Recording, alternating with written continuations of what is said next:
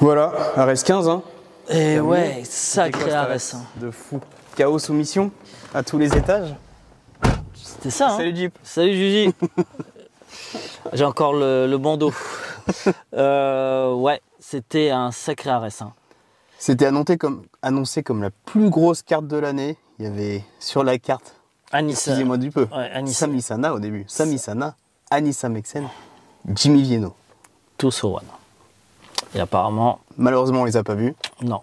On espère les voir, comme annoncé, 1er septembre par Fernand Lopez, mais c'est pas encore sûr. C'est pas fait à 100%. Voilà, ils sont encore en égo. Et d'ailleurs, le lendemain, UFC France. Exactement. Allez, on parle de ce soir. On commence par le main event. Il y avait une ceinture en Grosse jeu. news, hein, Jimmy Vieno, la vidéo sort bientôt, les gars.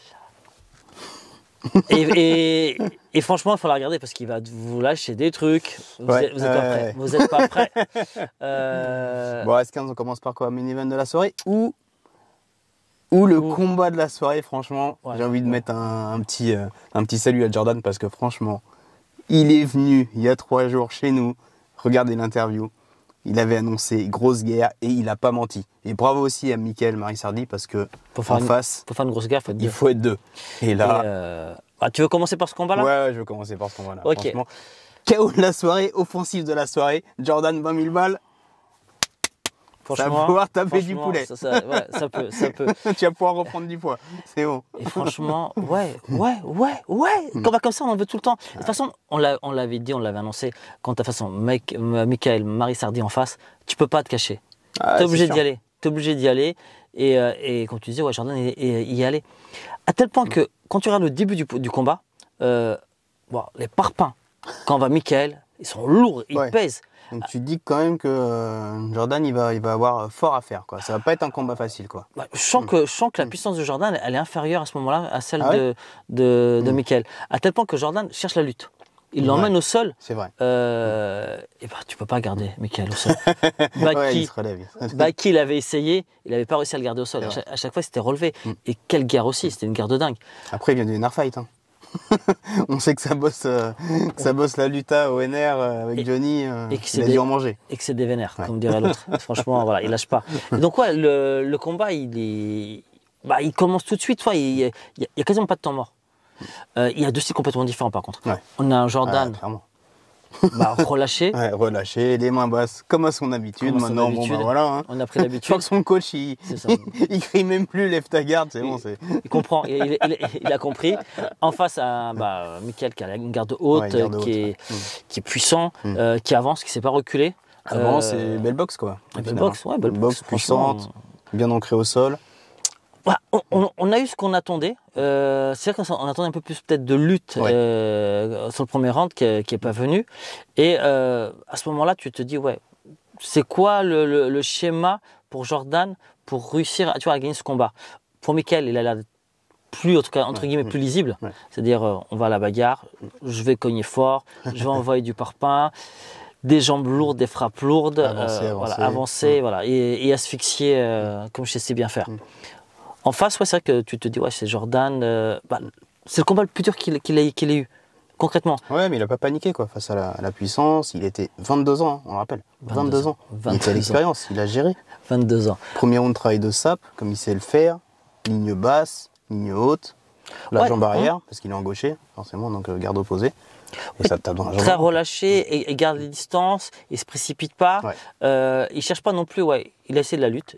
Il se dit c'est pas passé, il retourne pas. Ouais, il avait dit, il était prêt dans tous les domaines. Voilà. Mais il veut pas se fatiguer, tu vois. C'est intelligent, quoi. C'est intelligent, tu vois. Il n'y a pas cette dépense d'énergie inutile pour si ça ne matche pas, ça le fait pas, quoi. On passe sur autre chose.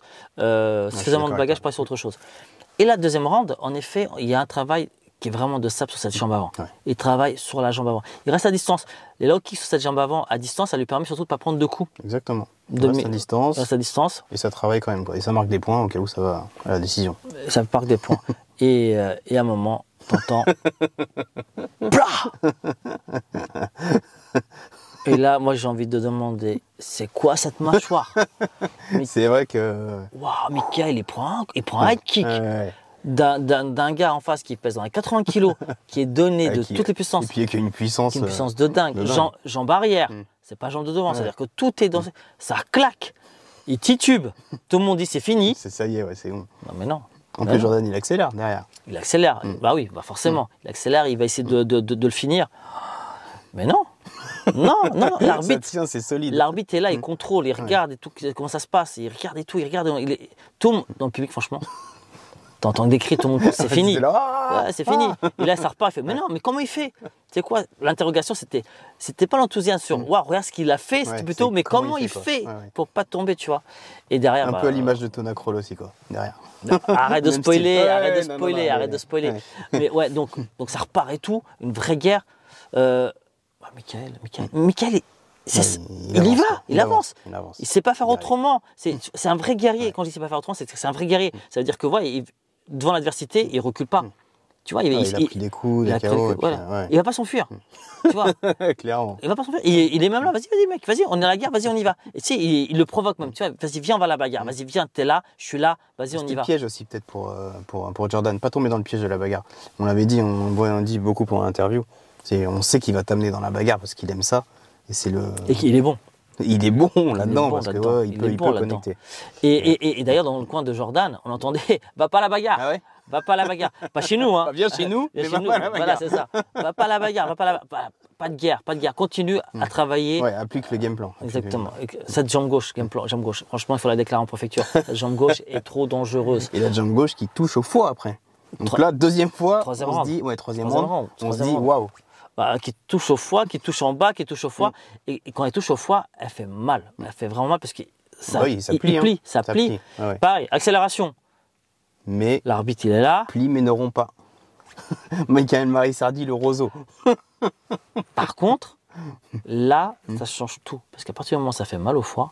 Le foie, c'est pas pareil, tu contrôles moins. Tu contrôles pas, quoi. C'est ça. Et tu récupères pas de la même façon. C'est un autre coup qui arrive, tu sais que le combat, il est fini. Ouais. Donc là, il est obligé de protéger. Et donc, s'il protège, il y a une garde un peu. Voilà, la garde, ça protège plus le visage parce qu'on n'est pas en boxe, on n'a pas de dents arrondies. Bref, on va pas refaire tout le truc. Donc, forcément, là, le head kick. Et en plus, on le voit parce qu'il feinte. Juste avant de l'envoyer, il feinte un petit coup en bas et là vraiment ça baisse le bras et le kick touche pleine peau et là bon. Mais là, il a ce fameux bruit qu'on a déjà entendu quelques fois. Qui reclaque derrière. Qui reclaque. Et là, il faut arrêter le combat, etc. Il reste 2 minutes, mais c'est vrai que le combat est fini. Donc super fight, super performance de Jordan. On est content pour lui, franchement, parce qu'il n'avait pas eu le KO, il n'avait pas eu le bonus. Il a eu cette fois 2 bonus, il s'est rattrapé. Après, très bien, très content pour lui. Après, pour parler de Michael Marisardi, franchement, c'est pas sympa non plus de dire arrête, vous lui mettez comme les deux phénomènes. Oui. Non, mais les deux phénomènes. C'est un guerrier. Donc, Oui, mais on te met 2 monstres quand même. On te met Baki et on te met Jordan qui sont normalement les 2 prospects français vraiment qu'on va partir à l'UFC. Il faut être très honnête, c'est vraiment 2 monstres. J'espère vraiment qu'à l'avenir, parce que Michael, franchement, il ne démérite pas. C'est vraiment, c'est un sacré guerrier, un sacré combattant. Donc on espère aussi le revoir aussi très vite. Mais ouais, Jordan, encore un combat, il sera 5 combats. Et après. Je pense que la ceinture des 77, elle va être très disputée. On a posé la question lors de la conférence à Fernand Lopez. Et Fernand Lopez, on lui a demandé Pépi, Ibrahim Mané, Baki, Jordan, etc. Aujourd'hui, tu as vraiment. 77, Qui tu vas mettre pour la ceinture? Qui va y aller? En plus, surtout que là, il y a pas mal de gens du même. C'est ça. C'est ça, c'est ce qu'on disait avec Jordan. Il y a beaucoup de gens du MMA Factory. Donc, Qu'est-ce que tu fais? Qu'est-ce que tu fais? Mais qu'est-ce que font les autres? Est-ce qu'ils vont attendre? Parce que si on ne trouve pas la porte de l'UFC, qu'est-ce qu'on fait? C'est une question, c'est pas à nous d'y répondre, heureusement. Vas-y, revenons au main event d'abord. Faisons le main event. Alors, on a Mehdi. Martin Peña qui défendait sa ceinture contre Mehdi Sadi. Et on a eu l'occasion de discuter avec Mehdi Sadi juste un peu avant. Le game plan, il était posé. Il avait dans son coin, un sacré coin quand même, Nicolas Haute, qui est aussi l'entraîneur de l'équipe de France. On avait aussi Chaban, gros coach, gros combattant également. Et grosso modo, moi quand je vois ces mecs-là, je me dis dans le coin. Il va y avoir une stratégie, c'est réfléchi quoi. Ouais, c'est réfléchi. Tu sens que il y a du taf, il y aura du striking. Parce que Peña en face, c'est bon partout quoi. C'est ça. De l'expérience, c'est bon partout. Et on l'a vu, je pense, sur ce combat. Oui, mais je ne m'attendais pas à ce point-là. Très honnêtement, hein, je ne m'attendais pas à ce point-là. Non. Bah, en plus, l'entame du combat est bien parce que pour nous, je pense qu'il perd le. Enfin, non, mais Mehdi gagne le premier. Non, Mehdi gagne le deuxième. Le premier, justement. Le premier, tu penses qu'il... Après, ça dépend. Le premier, il le perd en termes de. Il est emmené au sol. Et en termes de points, de frappe significative, il le perd. Il gagne le deuxième. Concrètement, il gagne le deuxième round. Le troisième est une photocopie un peu plus litigieux. Et à partir du quatrième, il y a une baisse de rythme. Il y a une baisse de rythme. Tous les deux, on l'a vu qu'effectivement. Il y a une vraie baisse de rythme de Saadi. Ce qu'il a compris, c'est qu'il fallait boxer. Parce que c'est vrai que sur le deuxième round, Saadi boxe, Mehdi boxe, il touche. Peña comprend qu'il y a un problème. Il y a un problème qui se fait toucher. Qui se fait toucher en boxe, ça fait mal, il recule. Et donc, il va tout de suite partir en lutte, chercher le sol, et il l'emmène au sol. Et très bonne lutte, et très puissant par contre. Hein. On a vu une différence de puissance, alors que Peña, il n'est pas imposant. Je mets des guillemets parce que voilà, mais très la catégorie de poids, tu te dis, il n'est pas. Mais il est trop puissant. Il est vraiment puissant. Tu le voyais, il le gardait au sol. On l'avait déjà vu déjà avec Elias, qui était puissant. Parce qu'Elias, quand on connaît son sol, tu sais qu'il est super puissant. Et là, aujourd'hui, c'était flagrant aussi. Et au quatrième round, on a eu cette différence, c'est que jusqu'à maintenant, Mehdi Saadi gagnait, entre guillemets, dans le secteur de la boxe. Et là, non. Et là, ça s'est inversé. Ça s'est inversé. En boxe, il n'arrivait plus. Il n'arrivait plus. C'est-à-dire qu'il y a vraiment eu... Là, je trouve dommage, tu vois, on le voit très nettement sur le cinquième round, c'est qu'on voit le point-pied de notre ami, comment il s'appelle, Peña. Il a vraiment un travail de jambes qu'on n'a pas vu chez Mehdi, ce qui est dommage. Ouais, mais après, si c'est au quatrième, c'est compliqué après. Hein. Tu as déjà fait 15 minutes. Oui, mais tu vois, on n'a pas vu ce travail de jambes. Tu vois, moi, je m'attendais à voir ce travail de jambes, surtout lorsque tu sais où il s'est entraîné lorsqu'il est venu en France. C'est vrai que c'est pas là où il s'entraîne. Il vit aux Émirats. Mais moi, je m'attendais quand même à plus de travail de jambes parce qu'il n'a pas été mauvais au sol, mais il était vraiment. Dans tous les compartiments, il a quand même été, sauf en boxe, il a vraiment été dominé.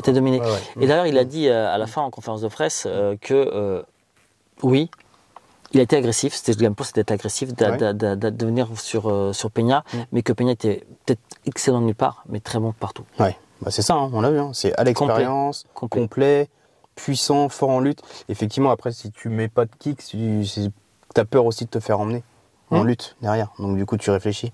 Et si tu galères à remonter, à te remettre debout pendant 1 minute, 2 minutes, tu laisses passer le round. Et c'est ça. Et Fernando Lopez d'ailleurs l'a dit, Peña commence doucement, mais il finit fort à chaque fois. Donc, effectivement. Il a raison. C'est vraiment. Il finit fort à chaque fois. C'est un beau champion, quoi. Pour la KT, c'est un beau champion.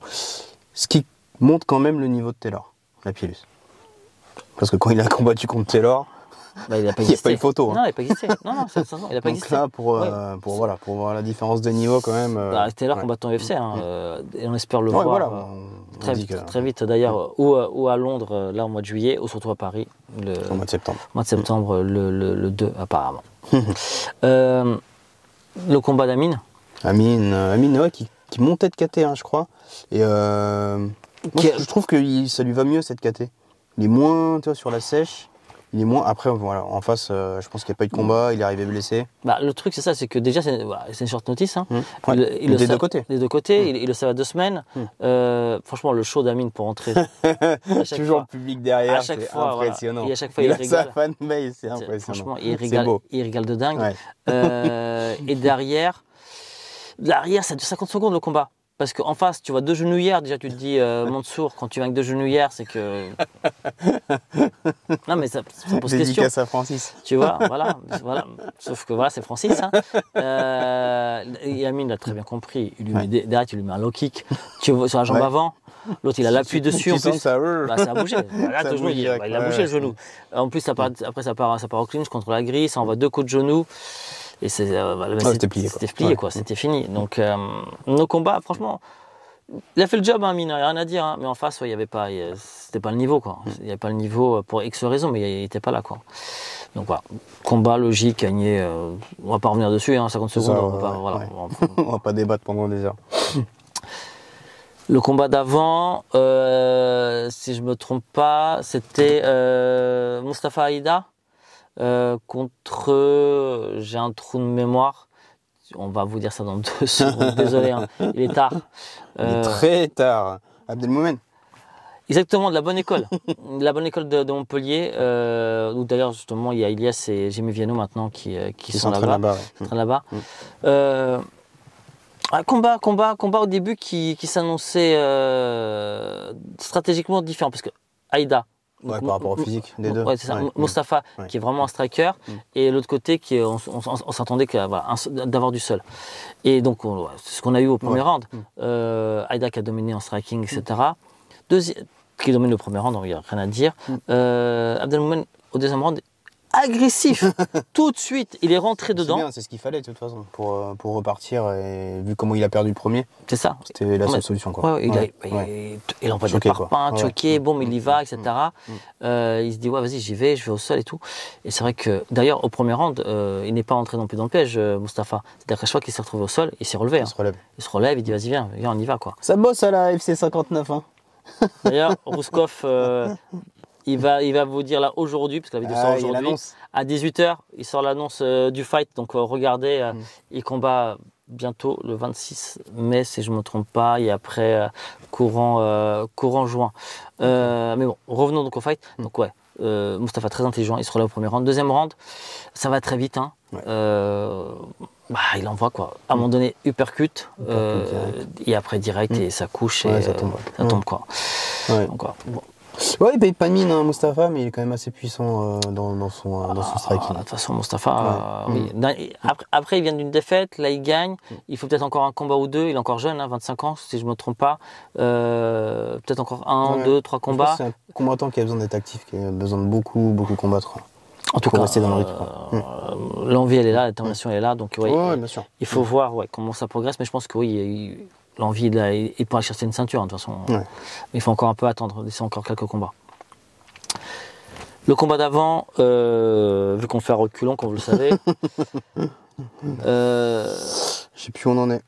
Donc on a fait Mostafa contre Ibrahim Mané. Ibra Mané. Alors, quatrième victoire à Arès, il n'y a pas à dire. De toute façon, nous, on est fans. On est fans, de toute façon, on lui a dit, il sait, on le répète. Voilà encore un garçon qui mérite sûrement un combat pour la ceinture dans sa catégorie. Mais très sincèrement, je vais dire un truc. Ibra, il a fait le taf, il n'y a rien à dire. Il a dominé la tête, des épaules, tous les compartiments, son adversaire sur les 3 rounds. Ouais, c'était qui en face aussi? Le problème est là, c'est qu'en face, ils ont mis Juan Suarez. Je dis pas que c'est pas un bon combattant, il est actif, il combat. La preuve, c'est qu'il a donné quand même. Il a tenu les 3 rounds, quoi. Mais il a 44 ans. Quand tu as Ibrahim Mané face à toi, effectivement, à part c'était un couture. C'était quoi? C'était du short notice ou un truc comme ça? Franchement, sincèrement, peut-être parce que. Pas suivi, vu que tu as 2 combats qui ont sauté. Mais voilà, sincèrement, en tout cas, en face, je trouve que quand tu as un Ibrahim Mané, tu ne dois pas lui mettre n'importe qui en face. Parce que, il mérite mieux. En termes d'adversité, effectivement, il est mieux de faire un beau combat pour aussi lui briller en face. Très honnêtement, moi à un moment donné, il envoie une accélération. Franchement, respect Suarez, parce que je croyais vraiment qu'il allait prendre, qu'il allait tomber KO. Prendre la foudre. Mais il résiste parce que franchement, il a tout fait. Il a dominé en striking. Et quel striking? À un moment donné, il fait un coup de pied retourné, tu te dis, voilà. Il aime bien en plus. Takedown, il l'a fait, il a géré le sol, il a géré la lutte. Non, franchement, Ibra, il a fait le job à tous les niveaux. Mais en face, il n'y a personne. Donc, je crois qu'il y a même un juge qui donne 26-30 ou un truc comme ça. Tellement il a dominé. Non, mais il a dominé, archi dominé, tu vois. Donc, mettez-lui sincèrement des mecs, à niveau pour solide, quoi. Combat d'avant. Je sais même plus si c'est avant, c'est pas grave. On mettra le chapitrage si on a le courage. Oui, désolé, c'est vraiment parce que là il est 3h du matin. Jacqueline, Clickhammer. Ouais, alors là franchement. Pareil, Bourbier. Non, j'ai envie de dire. C'est pas pareil. Combat de retour. C'est sûrement le Bourbier que j'ai de Arès de cette année. De l'année, carrément. Sincèrement, parce que. Pourquoi je dis ça? Parce que Jacqueline. Un truc qui est sûr, c'est que c'est quelqu'un qui voulait, il l'a dit, il se cache pas, il vient, mais il combat pas depuis 2016. Grosse team, gros entraînement là-dessus, il y a rien à dire, mais je pense que le rythme du combat, c'est quelque chose qu'on doit peut-être aussi avoir l'habitude, tu vois. 2016 en plus, ça fait énormément de temps. En 2023. En face, mais ça, à la rigueur, pourquoi pas. Non, mais je dis pourquoi pas. Hein. Ouais. Non, mais de toute façon, il faut revenir à un moment donné quand tu as combattre. Sûr. Donc forcément, à un moment donné, tu dois combattre. Donc 2016, peu importe. Mais qui on te met en face? On te met un gars en face. Il a 7-0. C'est pas des 7-0 à la décision, quoi. C'est des KO au premier round, quoi. c'est la soumission premier round, c'est le KO premier round, c'est du premier round. Ouais, mais c'est un gars qui sort du Contender Series ou qui devait combattre, je sais plus, enfin. Oui, non, mais un gros niveau international. Gros niveau, mais limite, il va pouvoir chercher la ceinture aussi dans les 77. Hein. Oh, non, mais vraiment. Catégorie. Non, mais vraiment, le gars. La seule fois où il a pas gagné le premier round, il gagne la décision unanime, tu vois. Mais vraiment, c'est vraiment. Et là qu'on est. Non, sincèrement, c'est. Moi, je veux revoir. Jacqueline, franchement, il faut le revoir, mais pas contre un mec comme ça, quoi. Il faut peut-être laisser le temps d'avoir un mec un peu moins. Ouais, de reprendre le rythme du combat, effectivement. Ouais. Mais oui, là, voilà, on veut le revoir. Et en face, oui, je veux le revoir aussi, mais contre des gars de la KT, quoi. On va chercher des gars, mais ouais. Que ça monte dans la KT, quoi. Seich, Soldatkin. Alors là, franchement, dans le public, on l'a eu à un moment donné. Parce qu'on n'a pas compris ce qui s'est passé. Mais bon, on va pas spoiler la fin du combat. Tout le monde l'a vu le combat. Non, mais en face, beaucoup de pieds retournés pour leur poids, assez exceptionnel quand même. Franchement. Alors je sais pas où il touche vraiment dans le cou, menton ou là, plexus. Là, pardon, excusez-moi pour le micro. Là, c'est simple, j'ai entendu 2 fois le public hurler, sauter, faire waouh, non, c'est possible. Comment? Ah non, mais parce que franchement, ce coup de pied qu'il lui a mis, il a retourné. Seich, il recule en plus. En plus, Seich, il a cette attitude assez nonchalante, garde de basse recroquevillée. Tout à fait. Ouais. Alors là, il le prend. Il avance dessus. Franchement, ça a dû jouer quoi? Peut-être à 10 cm. Il le prend en menton, je crois qu'on le revoit plus. Hein. Bah déjà, il est tombé là. Là, il est tombé, mais il le prend en menton, à mon avis, il mange à la paille. Hein. C'est un truc. Non, franchement, le bruit que ça a fait. Ça a résonné de dingue. Et derrière, oui, non mais moi ce garçon-là, il m'interpelle. Franchement, il me questionne. C'est que il a un physique, il est grand. Tu te poses la question pourquoi il se recroqueville, pourquoi il boxe pas du tout. Il envoie des mandales qui partent. Je sais pas. Franchement, un minimum de boxe, ça lui ferait pas de mal. Après, il a tellement un gros niveau au sol qu'effectivement, il doit tout miser là-dessus. Mais ouais, mais il a un gros niveau au sol. Moi, ça suffit pas quoi. Mais il se met sur le dos, tu vois. Ouais. Et parce que tu vois, il cherche jamais à aller chercher au-dessus. Même lorsqu'il l'emmène au sol, tout il l'emmène seul pour se mettre lui sur le dos. Ouais, sur le dos. Ouais, c'est pas du jiu-jitsu quoi. Ouais, malheureusement. Et donc, pour justement, parce qu'il abandonne au deuxième round, dans le public, à ce moment-là, on croit tous qu'il abandonne parce qu'il n'a pas de cardio. Parce que, non, il est... Et on a su après qu'il était blessé. Ouais. Mais ça dans cette impression-là, dans le public, il a abandonné, il n'a pas de cardio. Il s'est fait huer. Ah ouais il s'est fait huer parce que voilà, tout le monde pensait qu'il n'avait pas de cardio, qu'il avait abandonné parce qu'il voulait pas y retourner. Donc non, c'est parce qu'il a été blessé. Donc il faut rétablir les faits. Yes. Malheureusement, Vincent Delguera a perdu. Marseille Fight Club. Il y avait d'ailleurs contre Joskovic. Après, on savait que c'était Fossard dans son coin d'ailleurs. Un combattant solide en face, de toute façon. Voilà, c'était pas un combat facile. Vincent Delguera, un pionnier, plus de 50 combats, on ne le présente plus. Striker. Et ça s'est vu que c'était un striker. Ouais. Premier round, il le gagne, de toute façon, il n'y a pas photo. Premier round, il envoie des coups, mon gars. Ça fait mal, hein. Franchement. Ouais. Ça a mis l'ambiance aussi. Hein. il a un bras arrière qui fait mal, les coups de pied font mal. De toute façon, en face, ça ne voulait même pas avancer. Hein. Ça faisait trop mal. Oui, c'est clair qu'il a eu direct que il a dit, les premiers échanges, tu sens que... ça a duré jusqu'à la dernière minute du premier round, où il a dit, vas-y, je vais chercher la lutte. Il a réussi, il l'a emmené au sol. Et à partir de ce moment-là, il s'est dit... C'est le déclic, quoi. Il s'est dit, bon, ça y est, quoi. Ça va être ma porte de sortie. Sinon, je suis mort. Je vais pas... Il revient en deuxième round et là tout de suite, il cherche même pas à comprendre. Bien sûr. Allez, il faut y aller. De toute façon, généralement, quand tu finis un premier round en lutte, tu recommences le deuxième. Tu recommences, c'est ça. Donc il prend un petit coup, deux petits coups, mais dès qu'il peut, il y va. Quoi. Il y va, il l'emmène au grillage. La défense, c'est pas mal, franchement.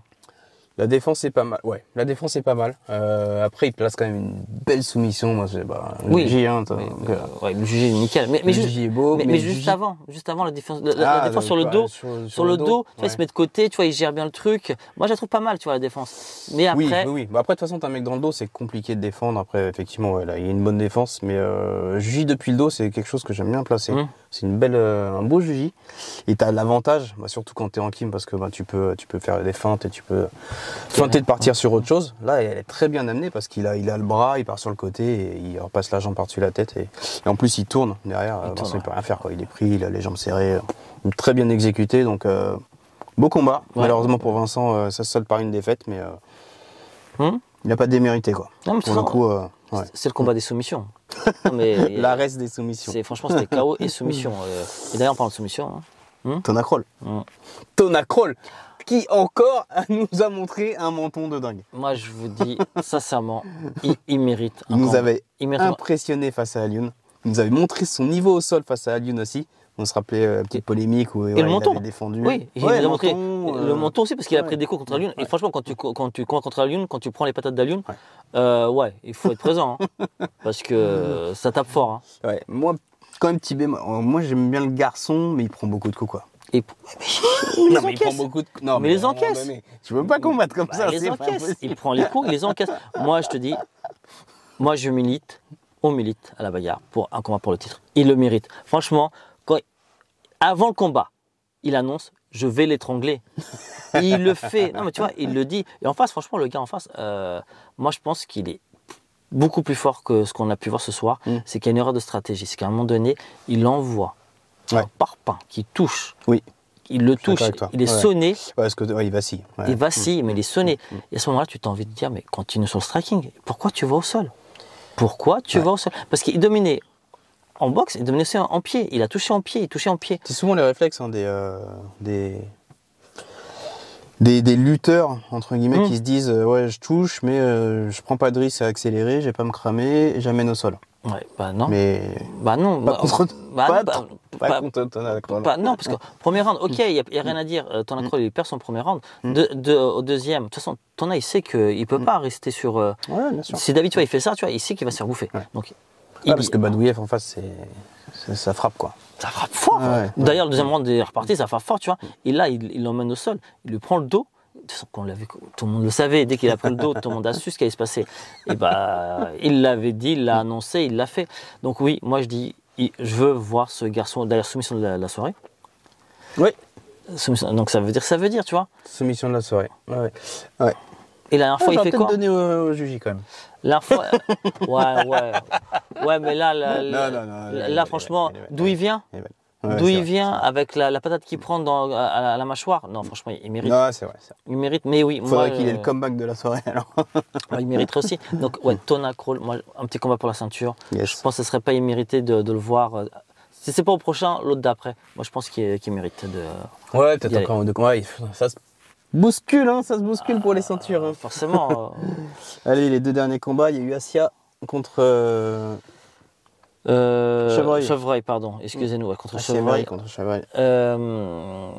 Combat, grosso modo, on a la photocopie de chaque round quasiment à l'identique. Le premier round, là où il est intéressant, je trouve, c'est que Assia a défendu en lutte. Après, Assia, elle revient d'une défaite, donc c'était quand même, elle a quand même, je pense, un petit peu plus de pression, quoi. Ouais, mais la pression de bien faire. La pression de bien faire, et son style a évolué. On a une Assia qui a évolué sur son style, qui est plus aérienne sur les gardes, un peu comme d'ailleurs comme Jordan, garde basse. Ça lui permet derrière Ouais, après, elle était déjà très mobile, hein. Elle sautillait pas mal. Ouais, mais différente là. Ouais. Tu sens, tu vois, que c'est plus vraiment le même style. Elle est un peu plus de côté, vraiment comme Jordan, hein. Les bras ballants, prêt à exploser. La garde n'est pas du tout montée, ce qui permet d'envoyer le bras plus rapidement, de consommer moins d'énergie. Le fait que ça parte du bas, ton adversaire ne le voit pas non plus arriver, en plus elle est plus petite. Un bon jeu de jambes. Après, ça travaille sur 1-2 coups, ça ne prenait pas de risque. C'est ça. Ça a défendu la lutte. Et ouais, j'étais pas confiant sur le résultat quand même, pour le coup. C'était un combat serré, quoi. Moi, je donne Assia gagnante. Tous les rounds. De 1, c'est sûr. De 1, c'était sûr. Mais peut-être pas les 3, peut-être, mais 2-1 c'était sûr, certain. Après il faut recompter, hein. Mais non, bon après. Voilà. Mais voilà, en tout cas, vivement le prochain combat de Assia. Et le premier combat qu'on a eu, malheureusement, Azamat, première défaite pour son premier combat. Malheureusement pour lui. Oui, malheureusement pour lui. Non mais voilà, parce qu'on annonçait beaucoup, 18 ans, premier combat. C'est ça. Mais nous on avait donné, son adversaire Islam gagnant. On l'avait annoncé sur les réseaux et en effet il a gagné. Après, ce qui est étonnant, c'est qu'il s'est fait dominer dans son domaine de prédilection entre guillemets, quoi. Alors après, est-ce que c'est baisse de, enfin Voilà, bouffé par le stress, baisse de cardio, et c'est comme ça qu'il se fait avoir sur la lutte. Mais on attendait plus de répondants aux luttes et il se prend une guillotine. Ouais. C'est-à-dire qu'il la défend même pas. Après, Ouais. ouais, il est cramé, je pense, début du deuxième. Après, c'est vrai qu'il y a plusieurs données qu'on n'a pas. Et ces données-là, on les a pas. C'est comment il se sentait, est-ce qu'il s'est passé autre chose. Il y a pas mal de petites choses. Parfois, l'instant T dans le combat, c'était pas dedans.